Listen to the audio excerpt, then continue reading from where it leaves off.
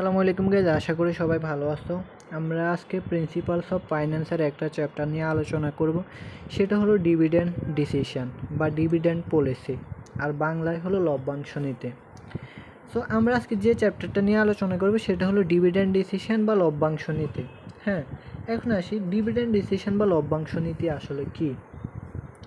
এখানে বলা হয়েছে a dividend policy is the policy a company uses to structure its dividend payout to shareholders. অর্থাৎ dividend কি, dividend হলো mainly লভ্যাংশ। অর্থাৎ তোমার একটা প্রতিষ্ঠানের শেয়ার থেকে যে আয় হয় সেটা তো মূলত লভ্যাংশ। এখন এই আয় থেকে তুমি শেয়ার হোল্ডারদেরকে কত টাকা লভ্যাংশ দিচ্ছ, কত টাকা শেয়ার হোল্ডারদেরকে দিচ্ছ, কত টাকা তুমি রাখতেছ কোম্পানির জন্য। অর্থাৎ শেয়ার হোল্ডারদেরকে যে টাকাটা দেওয়া হয় বা প্রদান করা হয়, আয়ের যে অংশটুকু শেয়ার হোল্ডারদেরকে প্রদান করা হয় সেটাই হলো লভ্যাংশ। আর সে এখন শেয়ার হোল্ডারদেরকে কত টাকা লভ্যাংশ দিবে বা দিবে না এই সংক্রান্ত হিসাব নিকাশের জন্য বা ম্যাথমেটিক্যাল প্রবলেম সলভ করার জন্য মূলত আমাদের এই ডিভিডেন্ড ডিসিশন চ্যাপ্টারটা। তাহলে আমাদের ডিভিডেন্ড ডিসিশন কি, শেয়ার হোল্ডারদেরকে আমরা কত টাকা লভ্যাংশ দিব বা কত টাকা দেওয়া উচিত বা আমাদের কত টাকা লভ্যাংশ হচ্ছে, এই বিষয়গুলোই মূলত এই অধ্যায়ের আলোচনা। হ্যাঁ, এখন আসি তাহলে ডিভিডেন্ড ডিসিশন হচ্ছে শেয়ার হোল্ডারদেরকে আমরা যে লভ্যাংশ দিব সেটাই হচ্ছে ডিভিডেন্ড পলিসি বা লভ্যাংশ নীতি। এখন আসি ডিফারেন্ট টাইপস অফ ডিভিডেন্ডস। লভ্যাংশ বা কত ধরনের লভ্যাংশ হতে পারে, কত ধরনের লভ্যাংশ হতে পারে। সাপোজ তুমি ক্যাশ ডিভিডেন্ড দিলা, অর্থাৎ শেয়ার হোল্ডারদেরকে নগদে লভ্যাংশ দিলা। এরপর স্টক ডিভিডেন্ড, স্টক থেকে তুমি লভ্যাংশ দিলা। এরপর হচ্ছে বন্ড ডিভিডেন্ড, নগদ টাকাও দিবে না, শেয়ারও দিবে না, ঋণ হিসেবে দিবে। এরপর হচ্ছে প্রপার্টি ডিভিডেন্ড। তাহলে আমাদের ডিভিডেন্ড হতে পারে 4 প্রকার: cash dividend, stock dividend, bond dividend, property dividend. এখন আসি এগুলোর আগে আমরা আরেকটা শিখে আসি, different types of dividend policy. কত ধরনের লভ্যাংশ নীতি হতে পারে, অর্থাৎ তুমি শেয়ার হোল্ডারদেরকে যে লভ্যাংশ দিবে সেটা কত ধরনের হতে পারে। 1 number regular plus extra dividend policy, নিয়মিত লভ্যাংশ দেয় প্লাস অতিরিক্ত। রেগুলার তুমি ওদেরকে লভ্যাংশ দিবা প্লাস অতিরিক্তও দিবা। এরপর 2 নম্বর হচ্ছে স্টেবল ডিভিডেন্ড পলিসি, স্থির বাট পরিবর্তন হতে পারে। স্টেবল মানে কি, স্টেবল মানে এই লভ্যাংশটা স্থির কিন্তু পরিবর্তন হতে পারে, কখনো কখনো তোমার কম বেশি হতে পারে পরিবর্তন হয়ে। তুমি শেয়ার হোল্ডারদেরকে কোম্পানি থেকে যে লভ্যাংশ দেবা সেটা কখনো স্থির থাকতে পারে, কখনো আবার কম বেশি হতে পারে, অর্থাৎ পরিবর্তন হতে পারে। 3 নম্বরে হচ্ছে constant pay out dividend policy. Constant মানে কি, স্থির অপরিবর্তনীয়। এটা হচ্ছে তোমার কনস্ট্যান্ট, স্থির আর অপরিবর্তনীয়। অর্থাৎ প্রতি বছর 10% করে লভ্যাংশ দিবে শেয়ার হোল্ডারদেরকে। স্টেবল মানে কি, স্থির কিন্তু তোমার এটা পরিবর্তন হতে পারে। কনস্ট্যান্ট মানে কি, স্থির কিন্তু এটা অপরিবর্তনীয়, মানে পরিবর্তন হবে না, প্রতি বছর একই হারে লভ্যাংশ দেবে। ওকে। 4 নম্বর হচ্ছে রেসিডুয়াল ডিভিডেন্ড পলিসি, অবশিষ্ট মূল্য। 5 নম্বরে হচ্ছে নো ডিভিডেন্ড পলিসি, কোনো লভ্যাংশ দিবে না। তার মানে লভ্যাংশ কত ধরনের হতে পারে লভ্যাংশ নীতি, দেখছো?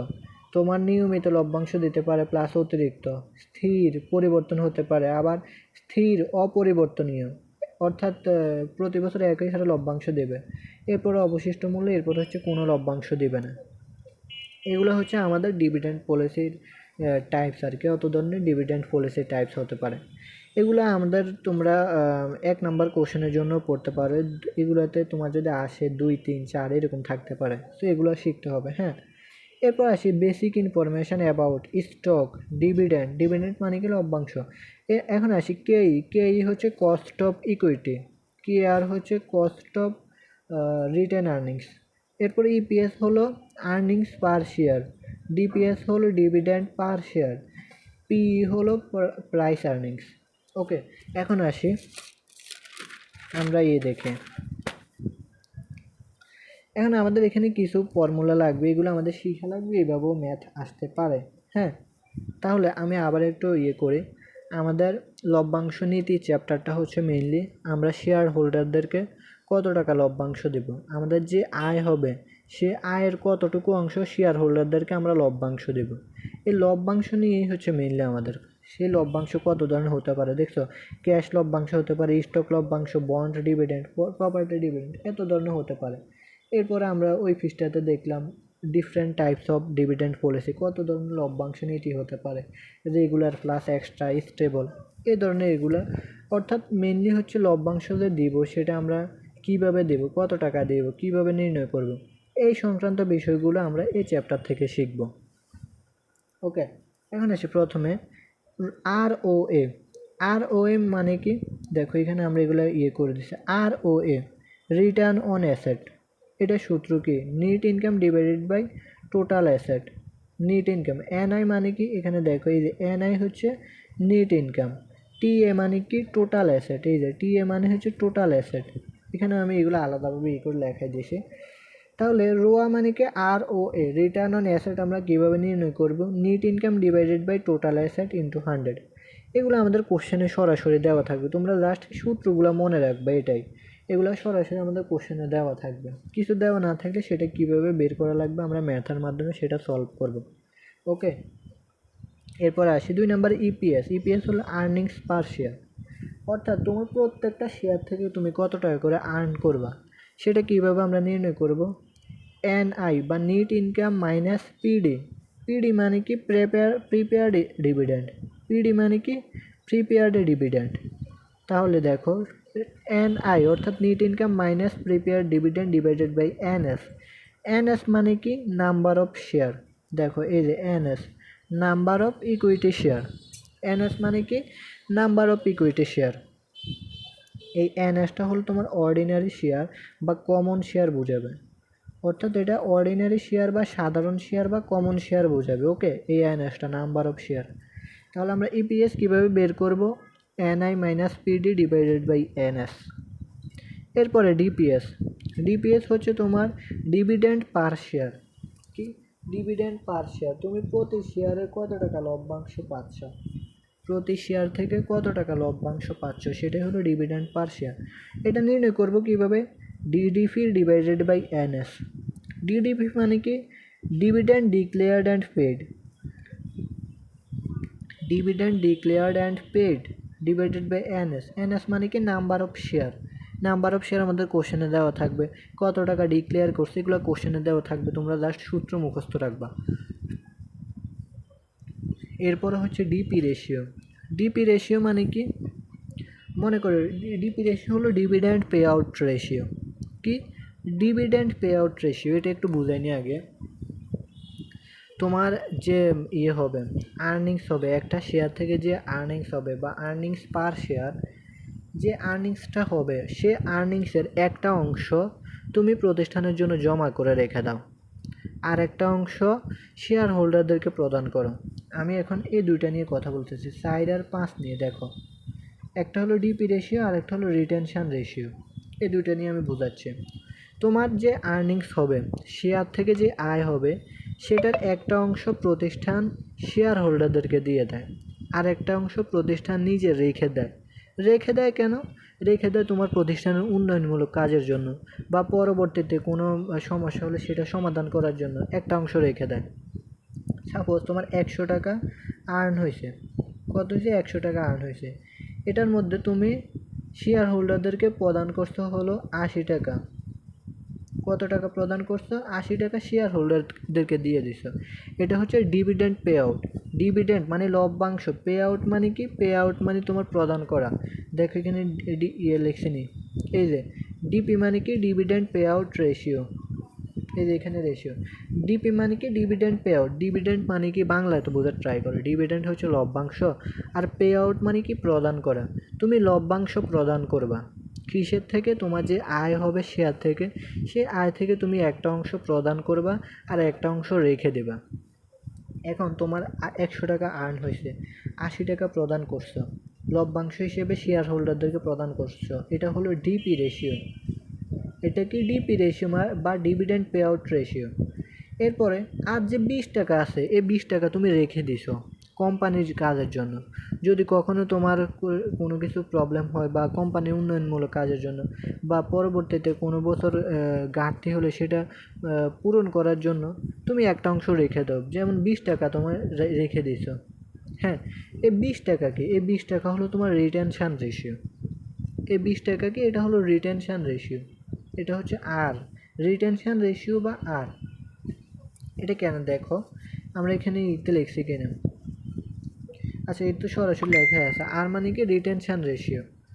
তাহলে আমাদের যে লভ্যাংশ বা আর্নিংস পার শেয়ার, প্রত্যেকটা শেয়ার থেকে যে আয় হবে, যেমন এটাতে যে আয় হবে, সে আয়ের একটা অংশ আমরা লভ্যাংশ হিসেবে শেয়ার হোল্ডারদেরকে প্রদান করে দেব, সেটা হচ্ছে ডিভিডেন্ড পে আউট রেশিও। আর কিছু অংশ রেখে দেব, এটা হলো রিটেনশন রেশিও। রেখে দেওয়াটা হচ্ছে রিটেনশন, কোম্পানিতে রেখে দেওয়াটা রিটেনশন, আর শেয়ার হোল্ডারদেরকে দিয়ে দেওয়াটা হচ্ছে ডিভিডেন্ড পে আউট। ক্লিয়ার? এখন আসি, এই রিটেনশনটা কীভাবে আসছে? রিটেন থেকে, রিটেন মানে কি জমা করে রাখা, রেখে দেওয়া, ধরে রাখা, রিটেন থেকে রিটেনশন আসছে। ক্লিয়ার? তাহলে রিটেনশন কীভাবে আসছে? রিটেন থেকে রিটেনশন আসছে, অর্থাৎ রিটেন মানে ধরে রাখা, জমা করে রাখা, রেখে দেওয়া, অর্থাৎ কোম্পানির জন্য রেখে দিছে। তার মানে ডিভিডেন্ড পে আউট মানে কি প্রদান করা লভ্যাংশ হিসেবে শেয়ার হোল্ডারদেরকে, আর রিটেনশন মানে কি ধরে রাখা বা কোম্পানির জন্য জমা করে রাখা একটা অংশ। এটা হচ্ছে রিটেনশন রেশিও। ক্লিয়ার? আশা করছি বুঝতে পারছো। যদি না বুঝতে পারো প্লিজ অবশ্যই কমেন্ট অথবা ইনবক্স করবা। এখন আসে ডিপি রেশিও কীভাবে আমরা বের করব। DPS divided by EPS into 100। কি? DPS divided by EPS into 100। DPS হচ্ছে ডিভিডেন্ড পার শেয়ার, কি ডিভিডেন্ড পার শেয়ার, আর ইপিএস কি আর্নিংস পার শেয়ার।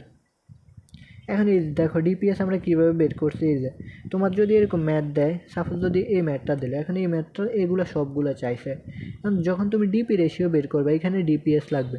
দেখো তুমি আগের নাম্বারে ডিপিএস বের করছো, ডিপিএসের না মানটা এখানে বসাবা। এর আগের ম্যাথ আবার ইপিএসের মান বের করছো, ইপিএসের মানটা এখানে লিখবা, ইন্টু 100 দিয়ে তোমার অ্যান্সার বের হয়ে যাবে। আবার সরাসরি তোমার কোশ্চেনে বলে দিবে ডিভিডেন্ড পে আউট রেশিও এত %, আবার ইপিএস এত টাকা বলে দিবে, তখন তুমি জাস্ট মান বসাই অ্যান্সার করবা। ক্লিয়ার? এগুলো আমরা যখন আরও ম্যাথ করবো তখন আরও বেশি ক্লিয়ার হবা, প্যারা নেওয়ার কোনো কারণ নাই, আমি তো আছি। এরপরে এখন আসে রিটেনশন রেশিও কীভাবে বের করবো। রিটেনশন রেশিও বের করার নিয়ম হচ্ছে 100% মাইনাস ডিপি রেশিও। দেখো তোমার কোশ্চেনে বলা হয়েছে ডিভিডেন্ড পে আউট রেশিও হলো তোমার 80%, আমরা যেটা বললাম 80 টাকা দিল আর্নিংস থেকে, ডিভিডেন্ড পে আউট রেশিও 80%। তাহলে 100% থেকে যদি তুমি 80% দিয়ে দাও, ডিভিডেন্ড পে আউট করে দাও, তাহলে তোমার থাকে 20%। ওই 20%ই তো হচ্ছে তোমার রিটেনশন রেশিও, অর্থাৎ তুমি কোম্পানিতে রেখে দিচ্ছ। এটা ডিভিডেন্ড পে করতেছো 80 টাকা, রেখে দিচ্ছ 20 টাকা, তাহলে রিটেনশন রেশিও কত? 20 টাকা। ক্লিয়ার? তার মানে আমাদের রিটেনশন রেশিও বের করবো 100% মাইনাস ডিপি রেশিও।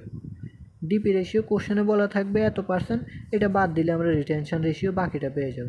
এখানে ডিপি রেশিও 70% থাকতে পারে, 60% থাকতে পারে, তো 100 থেকে এটা বাদ দিলে বাকি যেটা থাকে সেটাই তো রিটেনশন রেশিও, বা কোম্পানি জমা করে রাখে ভবিষ্যতে উন্নয়নমূলক কাজের জন্য।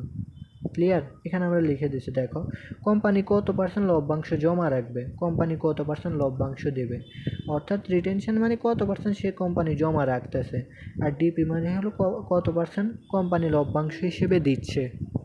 ক্লিয়ার? তোমরা এগুলো ঠান্ডা মাথায় বুঝবা, হ্যাঁ পড়ার সময় অন্য কোনো কিছু মাথায় রাখবা, না হলে বুঝতে কষ্ট হবে, আর না বুঝলে তো অবশ্যই আমাকে বলবাই। এখন আসে আমরা দেখে, এটা তো আমরা শেষ করছি ডিভিডেন্ড কত প্রকার পলিসি হতে পারে। এখন আসি এই অধ্যায়ে যে আমাদের ম্যাথমেটিক্যাল প্রবলেমগুলো সলভ করতে হবে, মেইনলি এই অধ্যায়ে আমাদের যে ম্যাথগুলো সলভ করতে হবে সেটা তিনটা উপায়ে সলভ করতে হবে। ক্লিয়ারলি বোঝার ট্রাই করবা। আমরা কি একটু আগে কিছু শিখছি, এগুলো সরাসরি মুখস্থ করে ফেলবা। আর মেইন হলো আমাদের এই অধ্যায়ে ম্যাথমেটিক্যাল প্রবলেম সলভ করতে হবে এই তিনটা মডেল দিয়ে। কি দিয়ে? এই তিনটা মডেলের ম্যাথ দিয়ে। হ্যাঁ, এখন আসি এই অধ্যায়ে আমাদের কয়েক ধরনের ম্যাথ করতে হবে। তার মধ্যে কিছু ম্যাথে আমাদেরকে প্রাইস অফ শেয়ার বা পি বের করতে বলবে। এই পি বের করার জন্য আমরা তিনটি মডেল ব্যবহার করে থাকি, Walter model, Gordon's model, model. Model মানে কি? Modigliani and Miller's model. মানে কি? Modigliani and Miller's model. তাহলে এই অধ্যায়ে আমাদের মেইনলি ম্যাথ করতে হবে কোন কোন তিন ধরনের? Walter's model, Gordon's model, model. এখানে ওয়াল্টার হলো একজন বৈজ্ঞানিক বা দার্শনিক, গর্ডনস হলো আরেকজন দার্শনিক, হলো আরেকজন। এখন ওরা এক একজনে এক একটা তোমার মডেল দিছে আর কি, এই মডেলের লভ্যাংশ বের করার জন্য এটাই আর কি ওরা দিছে। সো আমরা প্রত্যেকজনের 3 জনের হিসেবে এখানে ম্যাথ বের করব। দেখো এখন আমরা ওয়াল্টার প্রথমে দেখো ক্লিয়ারলি বুঝলো, প্রথমে আমরা ওয়াল্টার মডেল নিয়ে কাজ করব। ওয়াল্টার মডেলের সূত্র দেখো, পি সমান সমান D plus R divided by K E into E minus D divided by K E, এটা হচ্ছে ওয়াল্টার মডেলের সূত্র। এখন আমাদের কোনটা কোশ্চেনে দেওয়া থাকবে, কোনটা বের করা লাগবে, এই বিষয়গুলো তো আমাদের জানা লাগবে, রাইট। দেখো এখানে ডি মানে কি, ডি মানে হচ্ছে ডিভিডেন্ড পার শেয়ার। এই যে ডি, ডি আমরা কোথা থেকে লিখছি, ডিভিডেন্ড পার শেয়ারকে সংক্ষেপে আমরা ডি লিখি। এই ডি মানে কি, ডিভিডেন্ড পার শেয়ার। এটা আমরা কিভাবে বের করব, এই ডি কীভাবে বের করব, EPS into DP ratio, EPS into DP ratio, EPS কি earnings per share into DP ratio, DP মানে কি ডিভিডেন্ড পে আউট রেশিও। কীভাবে দেখো, আমাদের কোশ্চেনে বলা থাকবে ইপিএস আর্নিং পার শেয়ার বা ইপিএস হলো 20 টাকা। কোশ্চেনে দেখো সরাসরি বলা থাকবে ইপিএস হলো 20 টাকা। ডিপি রেশিও মনে করো তোমার বলা না থাকলো সরাসরি, আমরা একটু আগে ডিপি রেশিও আর রিটেনশন রেশিও দুইটার পার্থক্য দেখছি। ডিপি মানে কি তুমি কত পার্সেন্ট শেয়ার হোল্ডারদেরকে দিচ্ছ, আর রিটেনশন মানে কি তুমি কত পার্সেন্ট কোম্পানিতে রেখে দিচ্ছ। হ্যাঁ, এখন তোমার রিটেনশন রেশিও বলা আছে 20%, কত বলা আছে, রিটেনশন রেশিও 20%, তার মানে তুমি জমা করে রাখতেছো লভ্যাংশ, মোট লভ্যাংশে জমা করতেছো 20%, তার মানে তুমি কত পার্সেন্ট পরিশোধ করতেছো বা লভ্যাংশ হিসেবে দিচ্ছ 80%, তাহলে সে 80% হলো তো ডিভিডেন্ড পে আউট রেশিও। আমাদের আয়ের দুইটা অংশ, একটা হলো ডিভিডেন্ড প্রদান করবো আর একটা হলো রেখে দেব। রেখে দেওয়াটার নাম হচ্ছে রিটেনশন, দিয়ে দেওয়াটার নাম হচ্ছে ডিভিডেন্ড, ডিভিডেন্ড পে আউট। তার মানে ওই ডিভিডেন্ড পে আউট এখানে আমরা গুণ করব ইপিএসের সাথে, এগুলো সরাসরি বলা থাকবে EPS dividend pay out ratio অনেক সময় বলা থাকে না, না থাকলে আমরা রিটেনশন একটা জানলে আরেকটা পারবো। ওকে, এই দুইটা গুণ করলে আমরা পাবো কি ডিপিএস, ডিপিএস মানে কি ডি, তার মানে আমরা ডি এর মান পেলাম। ই এর মান সরাসরি কোশ্চেনে দেওয়া থাকবে, ই মানে কি ইপিএস, ইপিএসকে আমরা সংক্ষেপে ই ধরছি, এই যে ই, ইপিএস প্রশ্নে দেওয়া থাকবে। তার মানে দেখো এখানে আমরা এটা গুণ করতে কি আর কোনো প্যারা আছে, ইপিএস তো সরাসরি কোশ্চেন দেওয়া থাকবে, তাহলে ইপিএসের টাকা দিয়ে আমরা ডিপি রেশিওকে গুণ করবো, তাহলে পেয়ে যাব ডি। এরপরে দেখো আর এর মান, আর এর মানে সরাসরি প্রশ্নে দেওয়া থাকবে, কোশ্চেনে দেওয়া থাকবে আর, তো আর এর মান আমরা এখানে বসাবো, তাহলে আমাদের ইর মানও গেল, ডির মানও গেল, আর এর মানও গেল। এখন থাকে কি, এই যে ডির মান তো এরা আর এরা একই, ডির মান এরা আর এরা একই, তাহলে ডি গেল, আর গেল, ই গেল, ডি গেল, আর থাকে কে ই আর কে ই। কে ই মানে কি cost of equity, cost of equity সরাসরি কোশ্চেনে দেওয়া থাকবে, প্রশ্নে দেওয়া থাকবে। তাহলে দেখো তোমার কি বেশি প্যারা আছে এখানে, বুঝছো, তোমার কি এখানে আদৌ কোনো প্যারা আছে আমাকে বলো। তুমি জাস্ট এই ওয়ার্ল্ড আমাদেরকে মনে রাখবা, কোশ্চেনে বলে দিবে কোন মডেলে ম্যাথ করতে, বলবে যে ওয়াল্টার মডেল ইউজ করে ম্যাথ করো, বলবে যে গর্ডনস মডেল ইউজ করে ম্যাথ করো, বলবে যে মডেল ইউজ করে ম্যাথ করো। তখন তুমি তিনটা সূত্র মনে রাখো, তিনটা সূত্র যদি তুমি মনে রাখো, তারপরে সেই সূত্রের মানগুলো তো কোশ্চেনে দেওয়া থাকবে, তুমি লাস্টে একটু ঘুরাই ফিরে গুণ টুন করে এরপরে গুণ ভাগ করে অ্যান্সার বের করবা। বুঝতে পারছো কি বলছি? এখন দেখো এগুলো প্রত্যেকটার আমরা এখানে লিখে দিয়েছি। পি মানে কি, পি মানে হচ্ছে প্রিভিলিং বা current market price of share, প্রতিটি শেয়ারের বাজার মূল্য। তার মানে আমরা ওয়াল্টার মডেলে কি বের করব, প্রতিটি শেয়ারের বাজার মূল্য। এ পি মানে কি current market price of share বা prevailing current market price of share, অর্থাৎ প্রতিটি শেয়ারের বাজার মূল্য। ডি মানে কি, এডি মানে কি ডিভিডেন্ড পার শেয়ার বা ডিপিএস, এটা কি প্রতি শেয়ারের পরিমাণ কত পরিমাণ লভ্যাংশ দেবে। এডি মানে কি ডিপিএস মানে কি প্রতি শেয়ারে কি পরিমাণ লভ্যাংশ দেবে।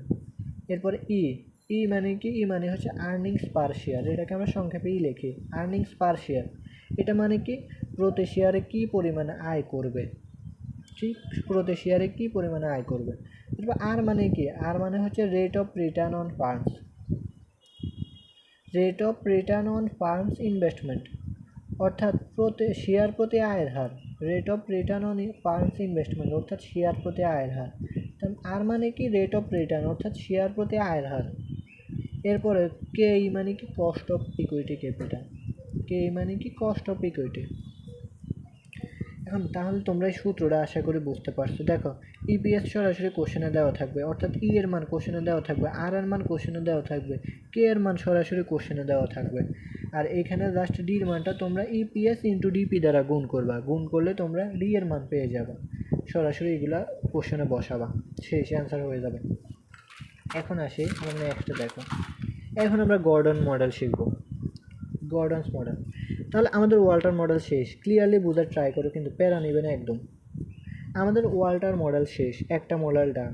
2 নম্বর মডেলের গর্ডনস মডেল, এটাও আমাদের কি বের করতে হবে, প্রতি শেয়ারের বাজার মূল্য পি সমান সমান E into 1 minus B divided by K E minus B R, অথবা D one divided by K E minus G. হ্যাঁ, এখন আসে এখানে আমরা এখানে কে ই মাইনাস জি কেন লিখলাম, এখানে কেন বি আর লিখলাম, এটা আগে বুঝাইনি। এটা আমাদের তোমরা এটা বা এই সূত্র এটা করা লাগবে, তোমরা এটা পড়বা কি এতটুকু শিখবা। এখন এ বি আর জায়গায় আমরা জি লিখতে পারি, কোনো সমস্যা নেই। জি মানে কি, জি মানে হলো গ্রোথ রেট। গ্রোথ রেট বের করার সূত্র হচ্ছে সমান সমান বি আর, এই যে জি সমান সমান বি আর। গ্রোথ রেট আমরা কীভাবে বের করি, বি ইন্টু আর দিলে আমরা গ্রোথ রেট পাবো। এখন আমরা এখানে জি না লিখে সরাসরি বি আর লিখছি, কোনো প্রবলেম আছে? আমরা যদি এখানে কে ই সমান সমান জি লিখি কোনো প্রবলেম নেই। জি মানে কি গ্রোথ রেট। এখন এই গ্রোথ রেট কীভাবে বের করে, বি ইন্টু আর দিয়ে গ্রোথ রেট বের করে। সেই জন্য আমরা এখানে কি করছি, সরাসরি বি আর লিখছি, জি না লিখে, জাস্ট এটাই। এরপর আসো আবার এখানে দেখো এই যে 1 মাইনাস বি, এটার পরিবর্তে আমরা কি লিখতে পারি, দেখো এটার পরিবর্তে লিখতে পারি 1 মাইনাস ডিপি রেশিও লিখতে পারি। দেখো বিভিন্ন কোচিং সেন্টারে এভাবে শেখাবে, নো প্রবলেম, একই ম্যাথ। এবার আমরা সরাসরি লিখছি ডিপি রেশিও বের করে কীভাবে, ডিপি মানে কি ডিভিডেন্ড পে আউট রেশিও, আমরা যে এতক্ষণে আলোচনা করছি বেশিরভাগ বলতে গেলে ডিপি রেশিও আর রিটেনশন রেশিও নিয়ে বেশিরভাগ আলোচনা করছি। ডিপি মানে কি তুমি লভ্যাংশ হিসেবে কত টাকা পরিশোধ করবে সেটাই তো নাকি। তাহলে বি মানে কি, মনে রাখবা বি মানে হচ্ছে রিটেনশন রেশিও। আমরা এই যে এই ম্যাথের ক্ষেত্রে বি মানে কোনটাকে বুঝবো, রিটেনশন রেশিওকে, যতটুকু কোম্পানি জমা রাখবে। তার মানে কোশ্চেনের রিটেনশন রেশিও দেওয়া থাকলে সেটা আমরা কিসের মান বলবো, বি এর মান। কিসের মান, বি এর মান। বি মানে কি রিটেনশন রেশিও। তার মানে তোমার যদি এখানে মনে করে 1 লাগে 100 থেকে তুমি যদি রিটেনশন রেশিও সাপোজ 80% তুমি রেখে দিলে 20% প্রদান করলে, তাহলে ডিপি রেশিও কত হবে তোমার ভাই, তাহলে কত হবে 20%। তাহলে এটা হলো তোমার ডিপি রেশিও। সেজন্য আমরা এটা সরাসরি এখানে না লিখে অথবা 1 মাইনাস 100/50% সাপোজ প্রদান করবো, তাহলে তুমি এখানে 0.50 লিখবো, 1 মাইনাস 0.50 লিখবো। ক্লিয়ার? অর্থাৎ এটা হচ্ছে তোমার রিটেনশন রেশিও। তুমি 100 থেকে অথবা 1 থেকে রিটেনশন রেশিও বাদ দিলে তো ডিপি রেশিও পাও নাকি। অর্থাৎ রিটেনশন রেশিও তুমি যতটুকু রেখে দিবা, আর যতটুকু রেখে দিবে বাকিটুকু তো তুমি পরিশোধ করবা বা লভ্যাংশ দেবে, সেটাই তো ডিপি রেশিও। সেই জন্য তুমি এখানে ই ইন্টু ডিপি রেশিও লিখতে পারো, কিন্তু আমরা এখানে ডিপি রেশিও না লিখে কী লিখছি, 1 মাইনাস বি লিখছে, কোনো সমস্যা নেই। আর বি মানে কি, বি মানে হচ্ছে রিটেনশন রেশিও। কোশ্চেনে সরাসরি বলা থাকবে রিটেনশন রেশিও এত %, তখন তুমি 1 মাইনাস রিটেনশন রেশিও জাস্ট দশমিক দিয়ে বিয়োগ করে দেবা, শেষ। আর জি মানে কি বি আর মানে কি, বি হচ্ছে তোমার রিটেনশন রেশিও। আর মানে কি, আর মানে হচ্ছে তোমার ইন্টারনাল রেট অফ রিটার্ন। কি আর মানে, return on equity, internal rate on return. Clear? এখন আসো আমরা এই সূত্র মুখস্থ করবে তোমরা, পি সমান সমান E into 1 minus B divided by K E minus B R. এখন আসে আমরা এটা বুঝাই। পি মানে কি, প্রিভিলিং অথবা current market price of share. D মানে কি, ডি মানে হচ্ছে ডিভিডেন্ড পার শেয়ার। আচ্ছা, এখানে যেটা আমাদের ডিভিডেন্ডের কারণে আমরা ডিভিডেন্ড এখানে না করি। আচ্ছা, এরপর দেখো এখানে ই আছে, ই মানে কি আর্নিংস পার শেয়ার, সরাসরি কোশ্চেনে বলা থাকবে। আর মানে কি, এই যে আর আছে এখানে, এই যে আর দেখো, এই যে আর বি আর, এই আর মানে কি, আর হচ্ছে রিটার্ন অন ইকুইটি। এরপরে ইন্টারনাল রেট অফ রিটার্ন, কোশ্চেনে সরাসরি বলা থাকবে রিটার্ন অন ইকুইটি বা internal rate on return. K E মানে কি কস্ট অফ ইকুইটি ক্যাপিটাল অথবা রেট অফ রিটার্ন। এরপরে বি মানে কি রিটেনশন রেশিও, দেখছো আমরা বলছি না এই যে বি মানে হচ্ছে রিটেনশন রেশিও, এই যে বি সমান সমান রিটেনশন রেশিও অথবা percentage of earnings written, percentage of earnings written. তার মানে কোশ্চেনে যদি তোমার রিটেনশন রেশিও বলা থাকে, পার্সেন্টেজ অফ আর্নিংস রিটেন বলা থাকে, আমরা সেটা কী ভাববো, বি এর মান, তখন আমরা সেটা বি এর জায়গায় বসাবো। আর আর মানে কি, আর মানে হচ্ছে ইন্টারনাল রেট অফ রিটার্ন, তখন তুমি কী করবে, রিটেনশন রেশিও আর ইন্টারনাল রেট অফ রিটার্ন দুইটা গুণ করলে কি পাবা, জি এর মান পাবা। তো আমরা জি না লিখে আমরা এখানে দুইটা গুণ করে সরাসরি বসাই দিলাম, শেষ। ম্যাথ করতে গেলে আরও ইজি লাগবে, হ্যাঁ প্যারা নিও না। দেখো এখানে দেখাই দিছে জি সমান সমান গ্রোথ রেট, গ্রোথ রেট সমান সমান বি ইন্টু আর, এই বি ইন্টু আর সরাসরি আমরা এখানে লিখছি। ওকে, এখন আসো কোশ্চেনে কী দেওয়া থাকবে কী দেওয়া থাকবে না। ই মানে কি, এই যে ই মানে হচ্ছে ইপিএস, আর্নিংস পার শেয়ার, সংক্ষেপে লিখছি, এটা সরাসরি কোশ্চেনে দেওয়া থাকবে, প্রশ্নে দেওয়া থাকবে। এরপরে দেখো DP ratio, dividend pay out ratio, কীভাবে বের করব।